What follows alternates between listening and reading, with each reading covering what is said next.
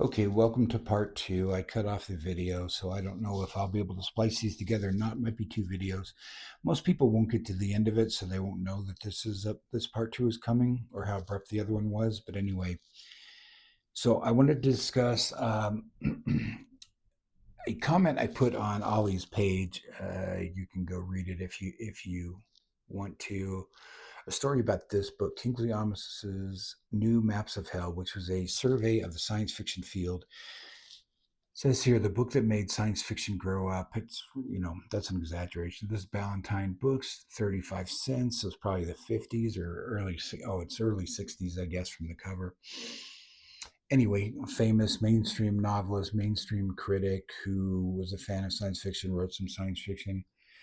And this is unlike other books that were printed at the time, surveys, because it's not just about Orson. It's not just about H.G. Wells and Orwell and other characters, and maybe Bradbury and maybe a few others that crossed over. It's about those as well as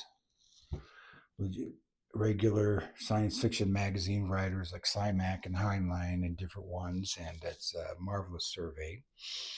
This is the copy I own that I bought in a used bookstore. I mean, this is not the exact copy. This is just, I pulled this offline, but a very beat up copy, falling apart, which had a book plate in it on the inside cover of showing the previous owner was Joanna Russ, the great 60s feminist science fiction writer who wrote The Female Man. She also wrote The Adventures of Alyx, which is an excellent short series, fits all in one book of a sword and sorcery heroine named Alyx, who she would kind of put Easter eggs in there, implying that they were in that her character was in the same world as Fafford and the Grey Mouser. So you could tell she was an admirer of um, sword and sorcery too. Those are great books. So it was very cool to have that. Right, it's a unique edition. I was holding the same copy that a really well known, respected science fiction writer read. That's the kind of thing you find in these books. Like I was talking about in the other part of this video. Where there's a little bit of an inscription about a gift here, and that's what Ollie was talking about. The main thing, though, is just the personality of the books. You see this version here, and I just grabbed some other random ones. If you see that, you kind of know what you're getting. Here's one that looks like, you can't really see it, but it really doesn't explain what kind of book it is. I can tell this is a British edition. Science Fiction Road could be a generic science fiction novel. You don't know. I didn't take any others there.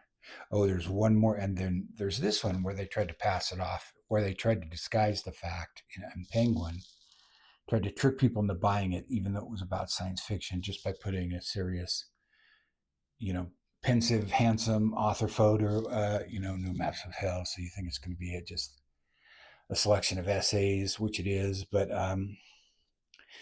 different books, different times, marketed different things. I think you might have a different experience if you read this copy than if you read this copy, than if you read this copy. Just since I was on Kingsley Amis, I thought I'd take another example. And my point is that the personality of the book, I think, does affect the reading to a degree. And a certain kind of cover, or that might turn you off. It's not a deal breaker. The main thing is the text, but with the loss of the pocketbook, we are losing some personality of books and some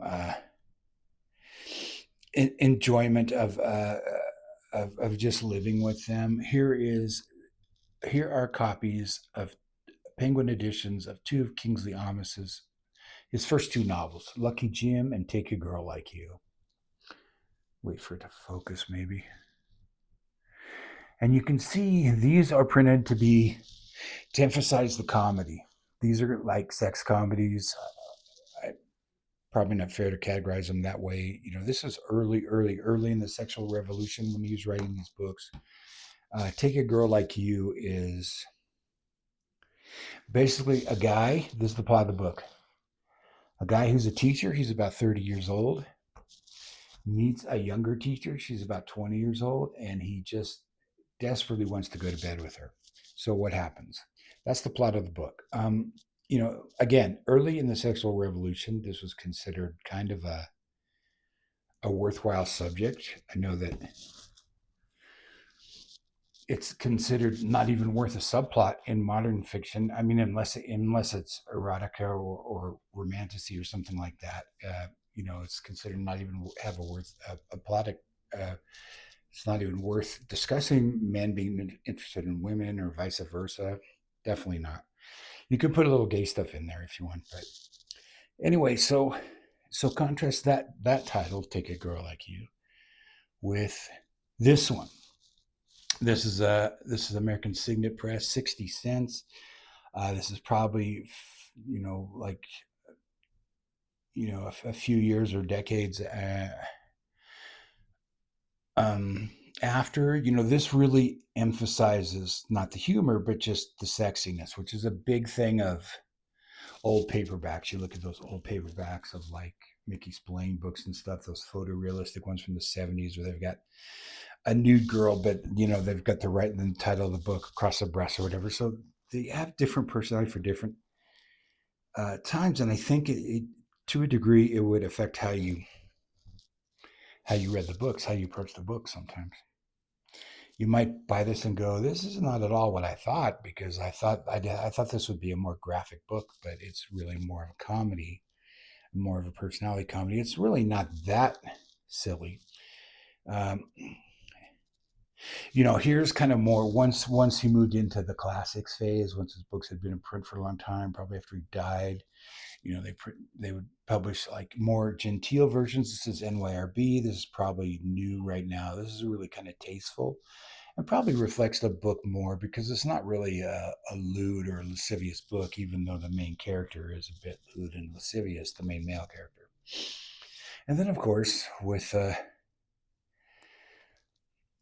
pocketbooks, you have the most maligned and the most annoying, frankly, of all things, the movie tie-in. So apparently there was a movie at one time, and these people were in it, and so that's what they put out as a cover. Those are, I think everybody hates those. People don't mind them when it's a novelization, but if you're stuck with the movie, you just want to read it fast and you don't want to think about it because the movie titles are usually pretty crappy. Oh, I just pulled this out because that genre that I'm talking about, that sort of a somewhat jaded older guy, well, by our standards, by modern standards of relationships, this is borderline pedophilia because he's 30 and she's 20. Um, but it's kind of is a very male focused genre of the guy who's dissipated and finds a good woman and learns to have a personality and to care about things, and it's very common in the 50s, 60s, 70s when this kind of stuff was new as a subject of literature. But it's like kind of things you would see in an Alan Arkin movie or or those kind of characters, Alfie with Michael Caine. But incredibly, I just thought this was funny because I remember this picture came out in 2010. Noah Baumbach still doing this genre in 2010. Greenberg, pretty dopey movie. It's kind of cute though, but he's the exact same kind of character, an every New York guy who's cynical and has no attractive qualities, or he's just kind of a writer in self-insert, which these guys often were. A cynical teacher who wants to be a novelist, has a novel in his drawer and shows it to her and she loves it. And anyway, that's the last example I've seen of it. It's kind of a cute movie, but it's got kind of a messy backstory when you read about the people who made it. But anyway, that's off topic. So that's what I wanted to say about why I like old books, why I like old paperbacks, why I'm desperately going to miss the pocketbook thing. But even though they were becoming really priced out of the prices, kind of took the fun out of it. You know, if you're paying $10 for something like that, I can see why people would rather have a trade paperback. It's just the way of the world. So I stick with ebooks, but you know, when I do go into a used bookstore and I see some like really old DAW books or you know,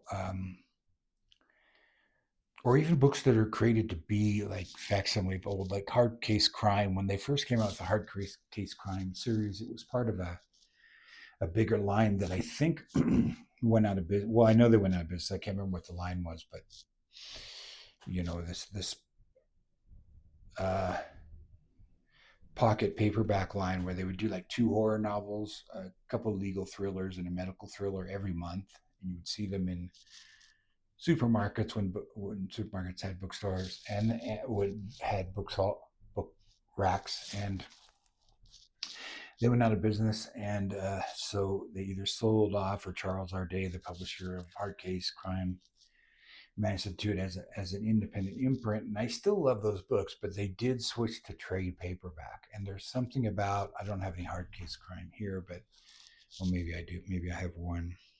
They just reissued a Joyce Carol Oates. I gotta find. They just reissued a Joyce Carol Oates volume with two early novels that she wrote under her pen name Rosamund Pike. Two early crime suspense novels and a bunch of short stories just to make it up into a nice looking package. But let me see if I got. Yes, no, that's not what I want. We're almost done here. Okay, so this, you know, they really have the style um, of the old pocketbooks, but they're trade paperbacks, and that's just how it is now. That's just the market. Well, now they don't even have the locations or the racks or anything for the little ones. So, but I do enjoy even the hard case crime books. I enjoyed them when they were true pocket size. So it's just a sad thing. Let's see what's in this. Okay, Double Trouble.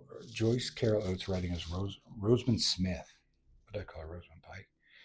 It has Star Bright will be with you soon, which is a novel. Then a short story called The Murderess. Then Soulmate slash Mate, Soul slash Mate. Then a story, An Unsolved Crime. So that's a pretty cool package. You know, this comes out. I don't know how much these are. I don't know how much this costs. It's probably about I'm going to say $12 on ebook. I just waited for the library to have a version available, like I always do. But you know, books are pretty expensive, and you know that's a lot to pay for a bunch of pixels of two books that came out in the '70s or whenever. But you know that's the way the market goes, and I'm probably not helping it by just checking books out. But whatever. All right, so that's it. We'll see if this is one video or two, or if it even makes any sense. Talk to you later.